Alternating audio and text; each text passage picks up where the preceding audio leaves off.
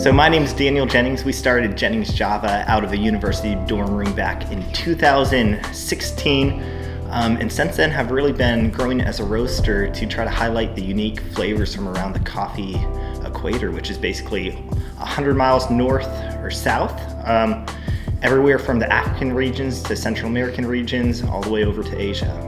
I actually got involved through a professor who started what's called the Ignition program.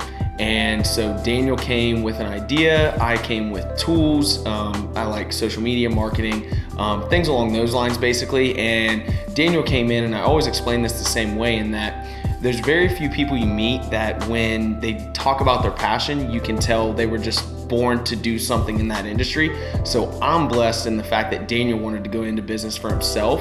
And from that point on, I think it was late October, early November, we've been doing business ever since. I would say the biggest aspect of making a great cup of coffee is going to be our attention to detail. So that starts all the way with the sourcing of the coffee. I say that's the most important aspect, making sure we start with a high quality raw product. From there, it's on us from the rest to highlight the hard work and diligence that have gone into the production of it, all the way from roasting to making sure it's always fresh ground, and finally to the brewing aspect of things.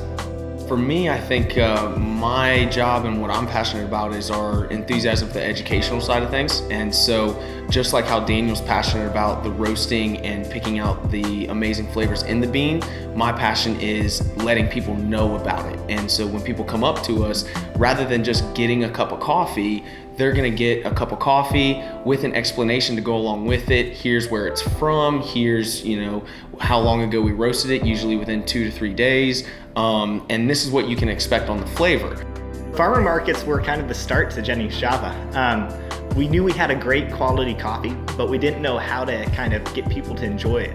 And that's the biggest thing for us, is whether it's a wholesale client or direct to a customer in a farmer market, we want people to enjoy our cup of coffee.